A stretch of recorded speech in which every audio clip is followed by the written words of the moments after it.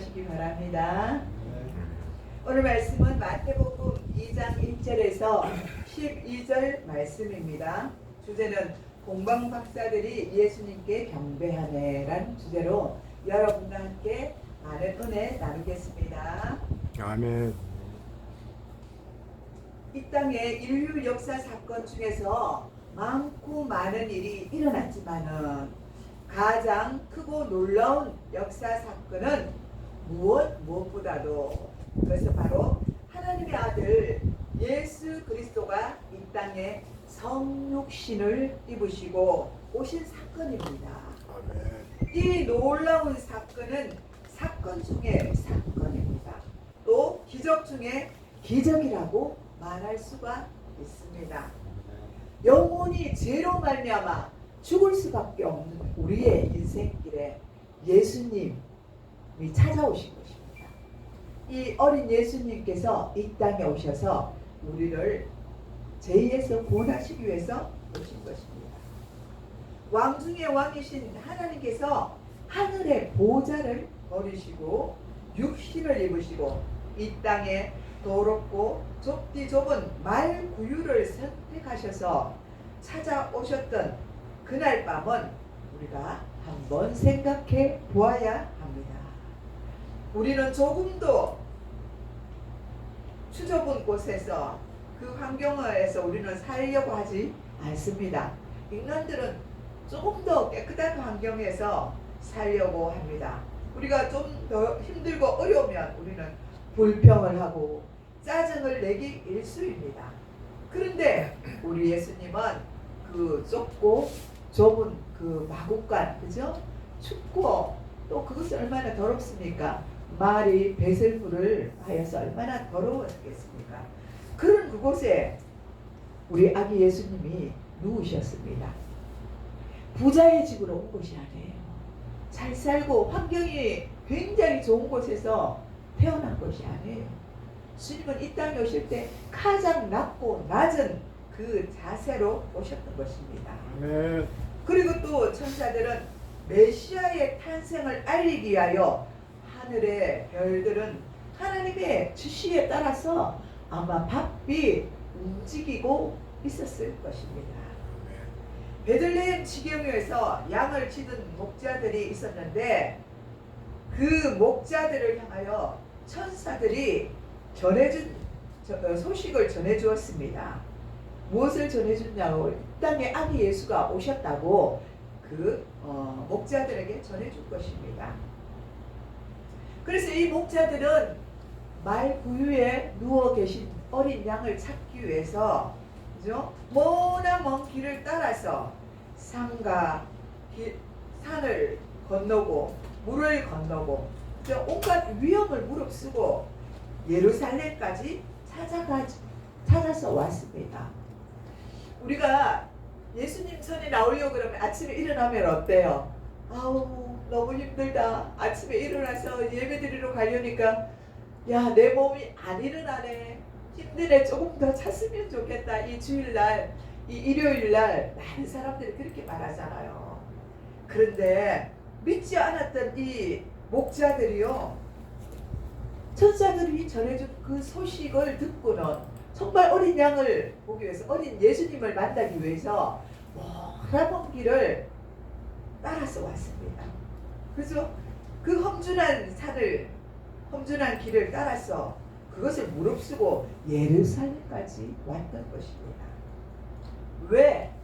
무엇 때문에 동방박사들이 그 힘들고 어려운 많은 위험을 무릅써가면서 아기 예수님이 계신 곳을 찾아왔습니까? 오늘 주신 말씀 2절과 11절을 보시기 바랍니다. 유대인의 왕으로 나신 이가 어디 계시뇨? 우리가 동방에서 그의 별을 보고 그에게 경배하러 왔노라. 그들은 집에 들어가 아기와 그 모친 어머니 마리아와 아기가 함께 있는 예수를 보고 그 앞에 엎드려서 경배를 하고 있는 것을 말씀하고 있습니다. 동방박사들이 어떻게 아기 예수님을 찾아왔습니까? 그렇습니다. 박사들의 이유는 아기 예수님께 경배를 하기 위해서 찾아왔던 것입니다.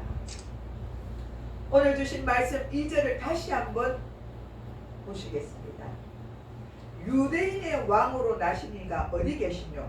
우리가 동방에서 그의 별을 보고 그에게 경배하러 왔노라. 이렇게 말하고 있습니다.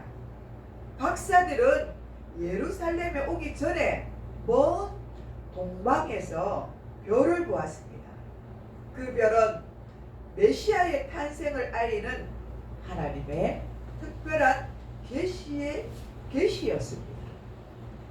그런데 놀라운 사실은 하나님의 아들 예수님께서 이 세상에 인간으로 탄생하셨는데 예루살렘은 너무나도 무섭도록 조용했습니다.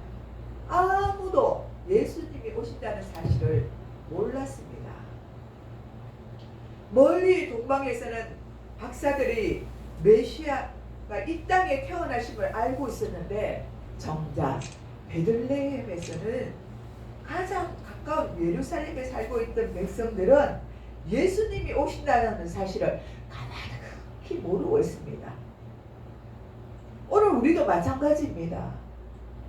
우리가 영적으로 퇴보되고 잠들어 있다면 어떻게 예수님이 이 땅 가운데 오신다는 것을 우리가 알 수가 있겠습니까? 우리가 잠들어 있는데 주님을 어떻게 맞이할 수 있습니까? 주님이 오시는 것은 아무도 알 수가 없어요. 예수님도 모른다고 그랬어요. 오직 누구만 아십니까? 하나님만 아신다고 그랬어요. 그러니 더욱더 우리는 믿는 우리라도 세상 사람들이라도 주님이 오시는 걸 알 수가 없어요. 어느 때 올지 모른다고 말씀하셨고 도둑같이 오시는, 도적같이 우리가 잠잘 때 도적같이 오신다고 주님이 말씀하셨어요. 그러면 우리가 깨어 있어야 돼요. 잠들어 있어야 돼요. 그죠? 깨어 있어야 되겠죠. 이거는 우리가 잠자지 말라는 뜻이 아니라 영적으로 깨어 있으라는 것입니다. 늘 주님과 영적으로 깨어서 교제할 때 우리가 주님이 언제 오시는지를 우리는 직감할 수 있다는 것입니다. 그런데 이스라엘 백성들은 영적으로 잠들어 있었으므로 주님이 오시는 것을 도무지 알 수가 없었습니다. 깜깜했습니다. 영적으로 말하면 깜깜한 밤이었다는 것이죠. 그들이 전혀 몰랐어요. 오늘 우리 이 세대가 그래요. 지금 잘 먹고 잘 살잖아요. 노아 시대처럼 잘 먹고 잘 살고 시집가고 장가가고 그죠? 호황방탕하고 이렇게 우리가 살아가고 있지 않습니까? 예전처럼 배고파요? 지금 밥은 다 먹고 살아요. 옷이 없어요. 옷 다 입고 살아요. 이렇게 좋은 세월에 우리가 살아가고 있는데 우리는 정작 우리 주님이 이렇게 축복을 하셨는데 우리는 영적으로 무지해서 잠들어서 주님이 언제 오시는지 우리는 알 수 없다는 것입니다. 또 지금 우리가 코로나로 인하여 영적인 침체에 또 빠져 있습니다.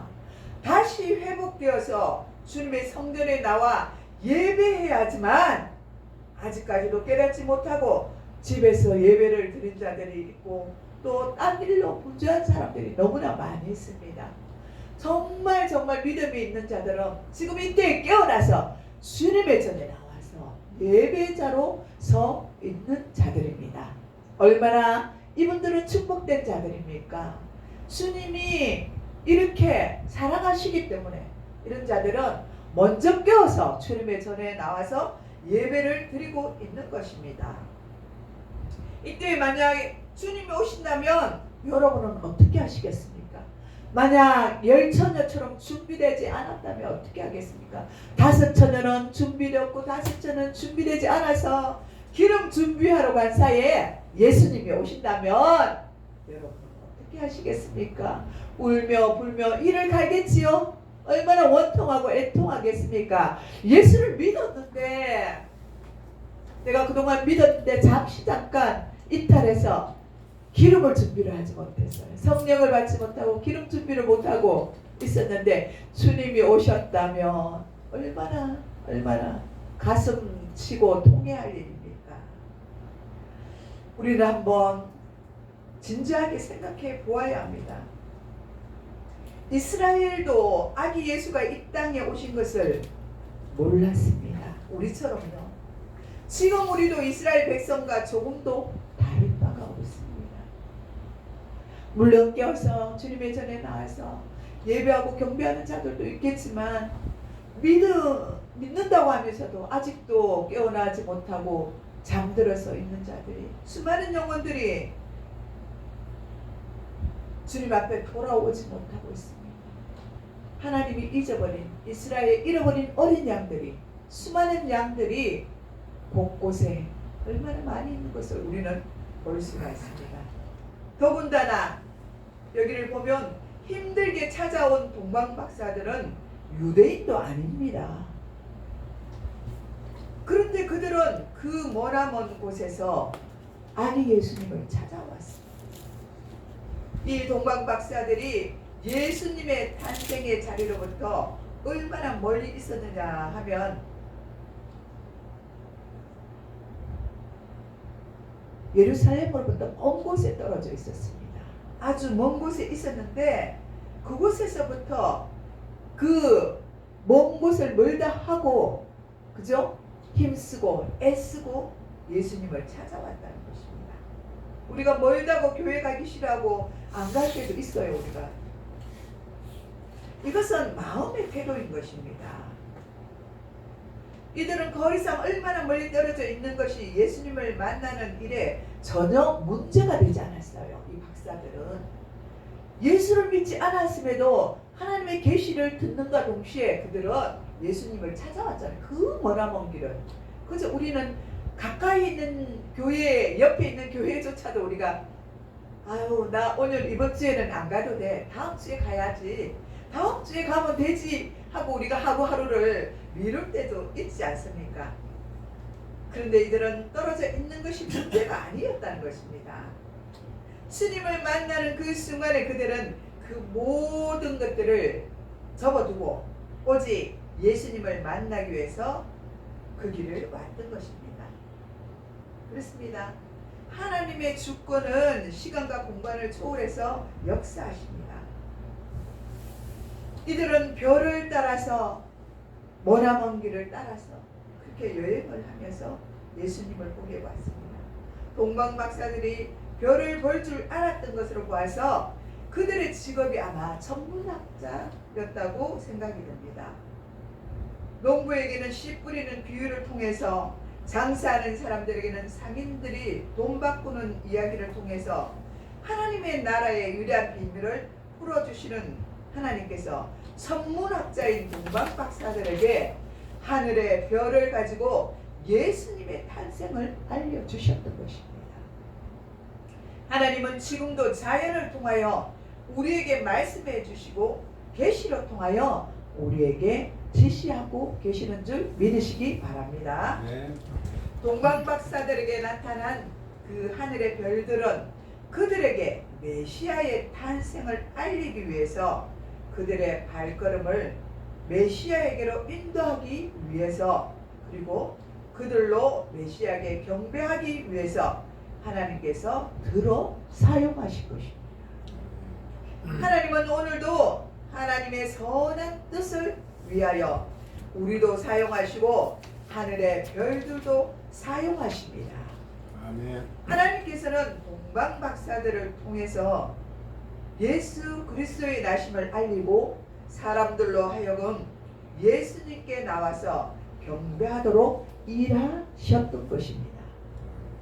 동방박사들은 동방에서 그의 별을 보고 라고 말할 때 이 별은 아기 예수 그리스도의 별을 말하는 것입니다. 우리도 예수님을 필요로 하는 누군가에게 복음을 전하여 수많은 영혼들을 주님께로 인도할 때 우리는 주님의 별이 될 수 있는 것입니다. 이 말뜻은 우리가 그 별이란 말의 말뜻이 아닙니다. 그리스도를 나타내는 주님의 별의 역할을 감당할 수 있다는 것입니다. 그런 의미에서 우리는 그리스도의 복음의 빛을 드러내는 그리스도인들이 다 되어야 될 줄 믿습니다. 아멘. 그런데 놀라운 것은 예수님의 나심을 알리는 이 별이 동방 박사들에게 예수님의 나심을 알리고 사라졌다가 다시 나타나서 베들레헴에 나신 아기 예수께로 그들을 인도하는 것을 우리는 말씀으로 통하여 볼 수가 있습니다. 그리고 마침내 이 동방 박사들이 아기 예수님을 발견하고 그 아기 예수님께 경배를 하였을 때 그들을 아기 예수 계신 곳까지 인도했던 그 별들은 다시 온데간데 없어졌습니다. 그 별들은 주님을 증거하고 사람들의 발걸음을 주님께로 인도하였던 것입니다. 그리고 사라졌습니다. 사람들이 예수님을 만났을 때 여기까지가 그들의 그 별들의 사명이었기 때문입니다. 그러면 우리에게는 사명이 없습니까? 우리에게도 사명이 주어진 것입니다. 이 별들처럼 이 동방박사들을 이끌어서 예루살렘으로 올 수 있도록 이끌어준 것이 이 별들의 사명이듯이 우리에게도 그 사명이 각자에게 주어진 것입니다. 우리 한 사람 한 사람에게 사명이 있어요. 아멘. 우리는 그 사람이 어떤 사명을 가졌는지는 몰라요. 그런데 우리는 주님을 믿고 신앙생활을 하다 보면 내게 준 사명이 무엇이다 하는 것을 어렴풋이 깨닫기도 하고 또렷이 깨닫기도 합니다. 그런데 우리는 순종을 합니까? 이 동방박사들은 순종을 했어요. 너무나 놀라운 사실은 이제 주님의 계시를 갓 만난 사람들이잖아요. 받은 사람들이잖아요. 그런데 이 동방박사들은 말씀에 순종하여서 별을 따라서 예수님이 계신 곳으로 왔어요. 그러면 저와 여러분은 어떻습니까? 하나님이 우리에게 말씀하실 때 우리는 순종하였습니까? 순종하시는 여러분 되시기를 바랍니다. 아멘. 이제까지라도 우리가 순종하지 못하였다면 이제는 순종하여서 주님의 기쁜 별들이 되시기를 축복합니다. 아멘. 동방박사들은 하나님께서 계시의 방편으로 보여주신 별들을 보고서 그들의 고향을 떠나 주님을 찾아가는 놀라운 여행을 시작했습니다. 동방박사들은 아기 예수님을 만나려고 고향을 떠났던 것입니다. 오늘 주신 말씀 1절을 보시기 바랍니다. 헤롯 왕 때에 예수님께서 유대 베들레헴에서 나시매 동방으로부터 박사들이 예루살렘에 이르러 말하되 라고 말하고 있습니다. 동방 박사들은 별을 보고 나서도 그 자리에 그대로 머물러 있을 수가 없었습니다. 그러니까 그들이 예루살렘까지 가지 않을 수가 없었던 것입니다. 그들은 그 별의 메시지를 받은 것입니다. 그리고 그 별들을 증거하려고 했던 그리스도가 누구인지 궁금하여 만나고 싶어서 예루살렘까지 찾아온 것입니다. 동방 박사들이 그들의 고향을 떠나 예루살렘까지 온 것이 결코 간단한 것이 아닙니다. 그 사이에는 그때 그 당시에는 여행을 하려면 얼마나 힘들었습니까? 여행 수단이 발달한 것도 아닙니다. 그죠? 겨우 잘 타고 온다고 하면 말을 타고 왔을 것입니다. 그래서 먼 거리를 쉽게 왕래할 수가 없습니다. 그 당시만 하더라도 먼 거리를 여행하는 것이 얼마나 위험한 일인지 모릅니다. 숱한 고난과 희생을 경험하면서까지도 그들은 여행을 하였던 것입니다. 산을 넘어야 했고 또 강을 건너야 했습니다. 또 사막을 지나야 했고 무서운 회오리 바람도 경험을 해야 했겠습니다. 그리고 밤낮 그리고 잠을 잘 때도 그죠? 노숙 생활을 했을 것입니다. 밤에는 맹수의 위험도 당했을 것입니다. 집을 두고 가족들에 대한 그리움과 염려도 그들에게 있었을 것입니다. 그러나 이 모든 것보다 더 중요한 관심사는 그들에게 아기 예수님을 만나는 것이었습니다. 그것은 오로지 메시아를 만나는 그 일이었습니다. 하나님의 아들이신 아기 예수님을 만나기 위해 동방박사들은 이 모든 어려움을 극복하고 주님께 나아갈 마음의 준비가 있었던 것입니다. 여러분은 주님의 은혜로 구원받은 사실을 믿으십니까? 아멘. 할렐루야. 내 영혼이 구원을 받고 주님을 만날 수 있다면 거기에 따르는 어떤 어려움도 우리는 극복할 수 있는 그런 굳건한 믿음을 가져야 될 줄 믿습니다. 아멘. 동방박사들은 메시아를 만나기 위해서 얼마나 애썼습니까? 오늘 주님 주신 말씀 1절을 보시기를 바랍니다. 헤롯 왕 때에 예수께서 유대 베들레헴에서 나심에 동방으로부터 박사들이 예루살렘에 이르러 말하되 유대인의 왕으로 나시니가 어디 있느냐 이렇게 물어봅니다. 동방박사들은 예루살렘에 왔습니다. 그리고 사람들에게 물었습니다. 유대인의 왕으로 나시니가 어디 있느냐고 물어봅니다. 이 사람들이 모르면 저 사람에게 물었습니다. 우리는 저 동방박사로부터 온 사람들인데요.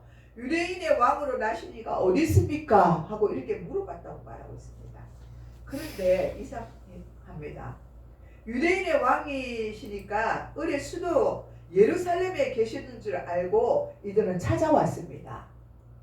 유대인의 왕이실 뿐 아니라 만왕의 왕이신 하나님의 아들이 왔는데도 예루살렘은 그렇지만 조용할 수밖에 없었고 예루살렘에 어떤 시민 누구도 예수님이 오실 것을 몰랐습니다. 보통 사람들이라면 우리가 찾아왔던 왕이란 별 볼 일 없는 왕인가 보다, 공연히 고생만 했구나 이렇게 생각할 수도 있습니다. 그래서 이제 이 동방박사들이 돌아갈 수도 있어요. 근데 예루살렘으로 찾아와 보니까 없어요. 그 화려한 예루살렘으로 왔는데 예수님이 없는 것입니다. 그러나 놀라운 사실은 예루살렘 사람들이 전혀 모르고 있다고 해서 그들이 그것을 문제 삼지는 않았다는 것입니다. 하나님은 동방박사들에게 별을 통해서 메시아의 탄생을 알리셨습니다. 그런데 그 메시아에 대한 세상의 반응이 어쨌든 박사들에게는 하나님의 계시에 응답할 책임이 있었던 것입니다. 하나님께서는 우리에게 복음을 들려주시고 그리스도를 알게 해 주셨다면 이제 우리는 전인격적으로 주님 앞에 다가가야 하는 것입니다. 아멘. 많은 사람들이 예수님에 관하여 관심이 없으니까 우리도 그분에 대한 관심을 포기하는 것이 마땅합니까? 아닙니다. 오늘날 모든 사람들이 그리스도를 대적하기 때문에 우리도 예수님을 대적하면서 살아야 합니까? 그것은 아닙니다. 세상 사람들이 그러하더라도 저와 여러분은 그렇게 사시면 안 되는 것입니다. 창조주 하나님이 하늘문을 여시고 우리에게 별을 보여주셨고 메시아 되신 우리 주님께서 우리를 위해 십자가에서 죽으셨습니다. 그 예수님을 믿음으로 말미암아 구원을 얻은 우리는 놀랍고 영광스러운 십자가의 복음을 우리에게 주신 그분을 위하여 우리의 생애를 그분 앞에 드릴 수 있어야만 합니다. 아멘. 유대인의 왕으로 나신 이가 어디 있습니까? 라고 동방박사들이 물어보았습니다. 동방박사들이 이 질문을 서슴없이 했습니다. 그들은 모르면서 아는 체 하지 않았습니다. 더구나 어디인가 가면 유대인의 왕을 만날 수 있겠지라고 말하지도 않았습니다. 그들은 물으면서 찾아다녔습니다. 묻는 사람들에게는 반드시 응답이 주어진다는 사실입니다. 아멘. 오늘 얼마나 많은 사람들이 멸망을 향하여 달려가고 있으면서도 이 위대한 복음의 진리에 무관심하고 있습니다. 모르시면 누군가를 붙들고 물어봐야 합니다. 그런데 우리는 무관심합니다. 하나님의 아들이니 예수 그리스도가 나와 어떤 관계에 있는지, 그리고 내가 어떻게 해야 구원을 받을 수 있는지를 물어보시기 바랍니다. 이제 보면 이 동방박사들이 열심히 예수님을 향하여 왔을 때 그들이 인내심을 가지고 한 일들이 있습니다. 그때 첫 번째는 그 별은 동방의 박사들을 예수님께 인도하였다는 사실입니다. 동방의 박사들이 예루살렘까지 올 때에 자기들의 생각대로 왔습니다. 유대인들의 왕이 새로 나면 의뢰이 유대의 왕국인 예루살렘에 났을 것이라고 이 박사들은 생각하고 있습니다. 그들의 생각대로 한 것은 결국 실패하고 말았습니다.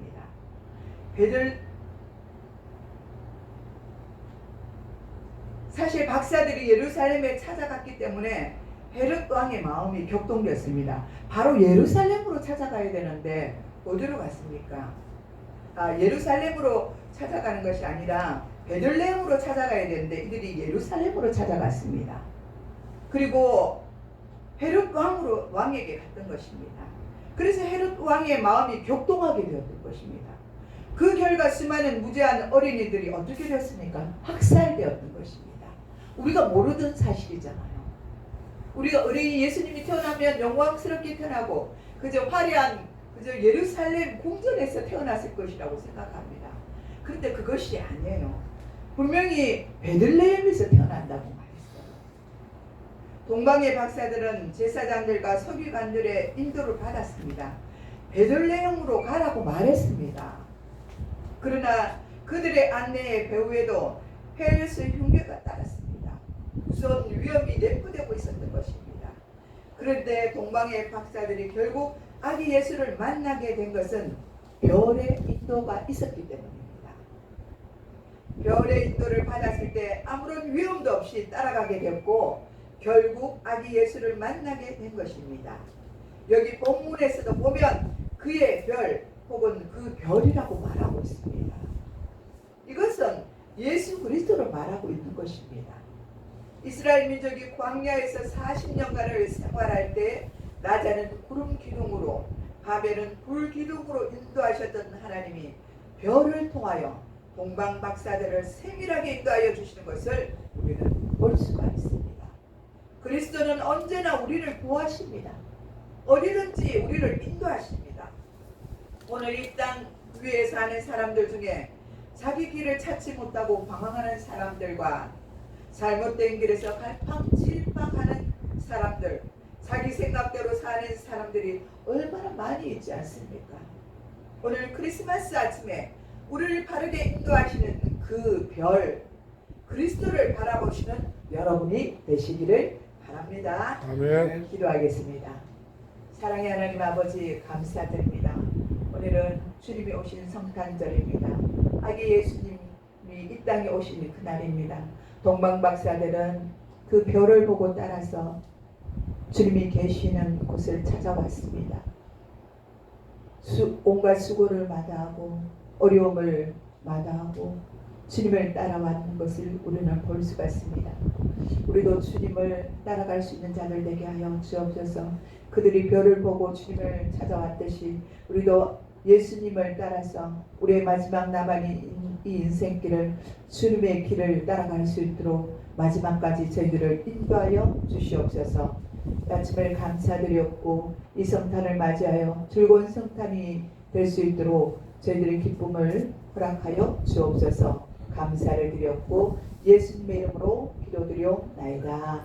아멘.